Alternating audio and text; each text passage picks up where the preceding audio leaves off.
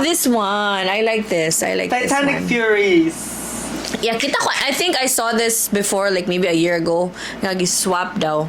With the for other... insurance purposes. How I didn't know that. So, the real Titanic is still okay. On that year, was still okay. Kasi Titanic Olympic, switch nila kay ang Olympic na nilagay damages. Both had a lot Too of stunned to damages. speak kay ko. Yeah.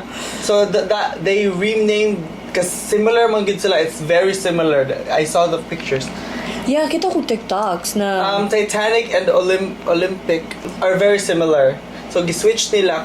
So I think mas better ang insurance sa Titanic. I guess I don't know.